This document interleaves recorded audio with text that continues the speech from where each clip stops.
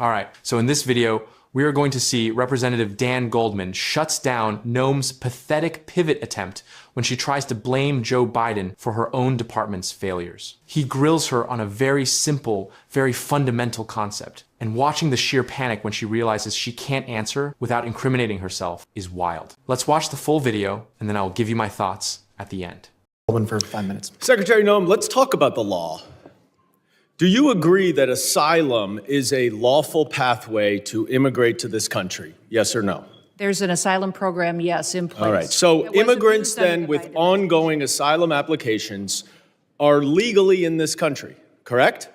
Excuse me, I'm sorry. Your question was? Immigrants with ongoing asylum applications are legally in this country. There are individuals in this country that have applications that... And they are legally here because it's a lawful pathway, right? It's a lawful pathway. Okay, so if your department then deports anyone with an ongoing asylum application, you are violating the law, correct?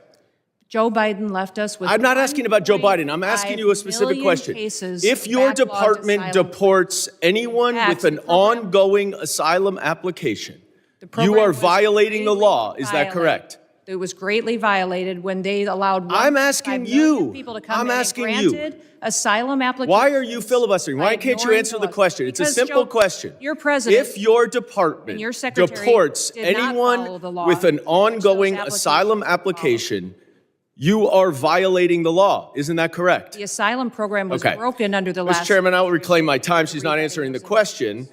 But the obvious answer is that, yes, if you follow a lawful pathway, asylum is a lawful pathway. If you have an open asylum case, you are here lawfully. But the problem that we are seeing around the country is that you are not following the law. Don't tell us to change the law. If you don't like the asylum system, you change the asylum law. Bring it to us. We'll work with you. I think it needs to be changed. But you can't just decide that you're not going to follow the law, and asylum is a law, and deport people who have ongoing applications. Unfortunately, that is exactly what's happening. It's happening across the street from my office right in New York City. Numerous, thousands of people who have come to court appearances, have left them with open asylum applications, have been arrested. And then they've been shipped off and many deported. In September, one applicant was ripped away from his wife and small children after such a court appearance. And then this happened to his wife. Please play the video. No, it's not. It's not this one. All right, it's not this video. Here it is. I'm yours. Oh, come on, man.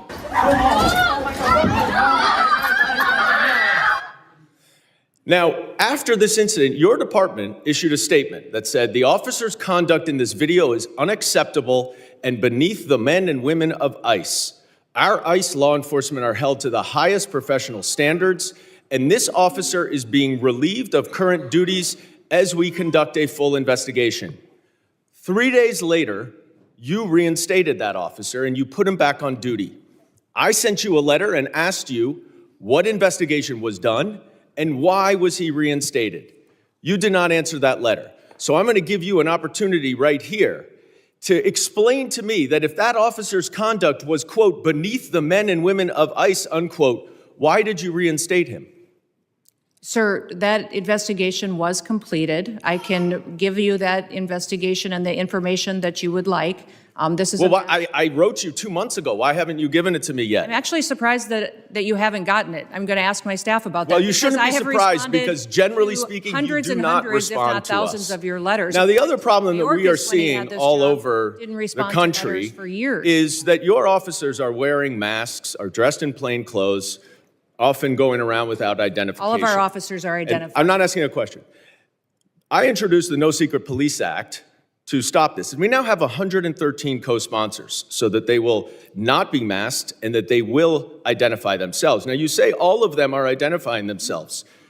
That is not the case because last month in New York City again, the NYPD officers were injured by your masked plainclothes ICE officers after they were called from 911 as residents witnessed your officers pulling individuals out of their vehicles and chasing them down the street. I also asked you what happened there. How were the NYPD officers injured by your officers? And you didn't respond. What's the answer? Sir, our individual Gentlemen's officers time are is identified. time has expired. I yield I back. recognize gentleman from Texas, Mr. Gonzalez, 5 minutes. The level of evasion here is actually staggering. We are looking at a government official who is currently in charge, currently running a department, and currently making decisions, yet the second the heat gets turned up, the immediate reflex is to scream, "Joe Biden." It is like a pull-string doll. You ask a specific question about current violations of the law, and the pre-programmed response is to deflect to the previous administration. That excuse fails. You are in the seat now. You own the policy now. The question on the table is simple. If someone applies for asylum, that is a lawful pathway. That is the law of the land. Therefore, if you have a pending application, you are legally allowed to be here while it is adjudicated. That is how the system works. So, if the department turns around and deports those people while their cases are still open, that is by definition illegal. It is a violation of the statute. They refuse to admit that. They won't even defend the legal reasoning. We just get filibustering. We get word salad. This is the law and order party, right? That is what they always tell us. They are the ones who supposedly care so much about the rule of law. Yet, when confronted with the reality that the government is actively deporting people who are following the rules,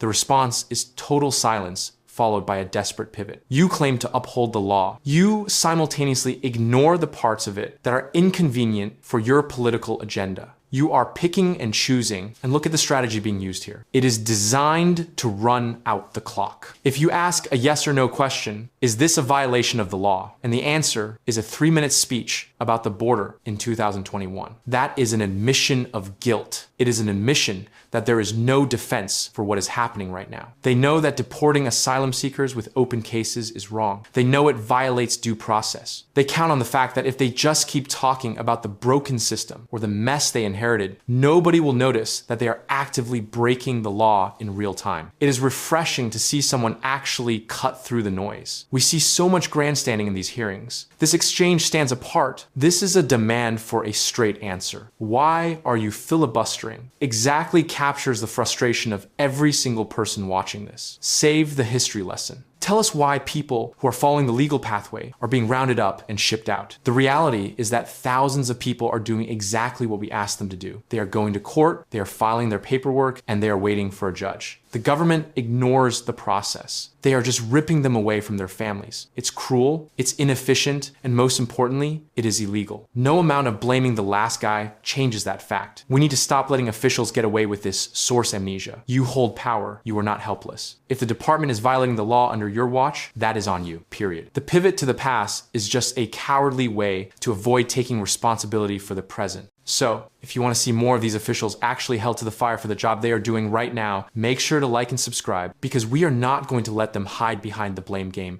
any longer.